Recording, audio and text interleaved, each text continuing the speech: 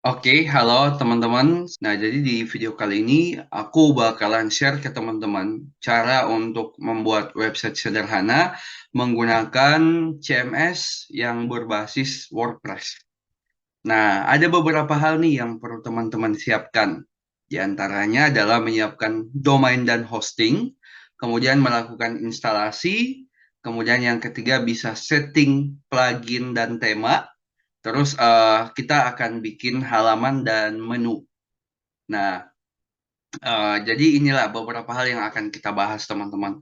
Oke, jadi mungkin kita bisa langsung saja. Nah, yang pertama yaitu untuk menyiapkan domain dan hosting. Seperti yang udah aku share sebelumnya, untuk domain dan hosting ini memang kita harus berbayar teman-teman.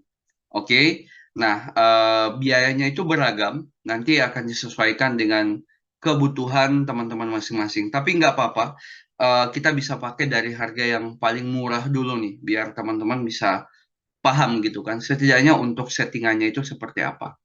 Nah, layanan penyedia domain dan hosting itu ada banyak banget. Untuk teman-teman yang mau membeli domain dan hosting, kalian bisa memilih berbagai layanan yang tersedia di Indonesia. Nah, sebenarnya dari luar juga bisa. Cuman ini aku mau share yang bergerak di Indonesia. Di antaranya ada Domaination, ada Niaga Hoster, ada Hostinger, ada juga Dewa Web, ada juga Rumah Web, dan lain sebagainya. Semua penyedia ini punya kelebihan dan kekurangannya masing-masing. Nanti teman-teman bisa riset lagi mau pakai yang mana. Nah, cuman di contoh ini kita akan pakai untuk cara pembelian melalui Domaination. Oke? Nah, gimana sih cara untuk membeli aset domain dan hosting melalui Domaination? Oke, ini akan aku show contohnya ke teman-teman. Nah, begini tampilannya teman-teman, tampilan dashboard dari Domaination. Untuk mengaksesnya, kalian tinggal pergi aja ke domaination.com. Ini URL, alamat websitenya. Nanti setelah masuk, tampilannya akan seperti ini. Nah, apa aja yang bisa teman-teman lakukan di sini? Itu pertama kali adalah cek dulu ketersediaan domainnya yang ingin kalian pakai itu masih ada atau enggak. Oke, karena kalau udah ada yang pakai, kalian udah nggak bisa lagi kan.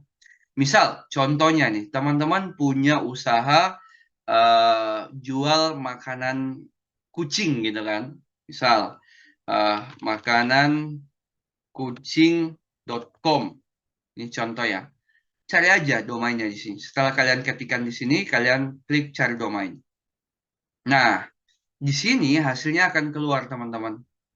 Oke, ada banyak banget nih domain yang tersedia. Cuman ternyata makanankucing.com itu udah nggak tersedia lagi teman-teman. Which is ini udah ada yang make gitu kan. Nah, teman-teman masih bisa make nama brand makanan kucingnya, tapi dengan extension lain. Bukan .com lagi.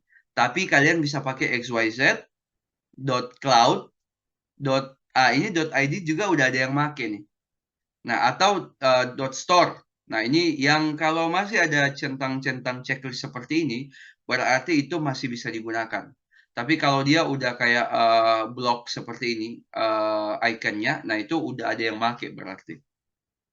Nah, jadi teman-teman udah nggak bisa make lagi dengan nama brand yang sama dan extensionnya juga sama. Kalau mau make harus gunakan extension yang berbeda. Nah, kurang lebih seperti itu teman-teman. Untuk pengecekan nama domain. Nah, atau kalian tuh punya coffee shop di daerah kota Manado, contohnya seperti itu ya. Kalian ketik aja coffee shop Manado seperti ini. Nah, nanti tampilannya itu akan muncul berubah lagi nih di sini.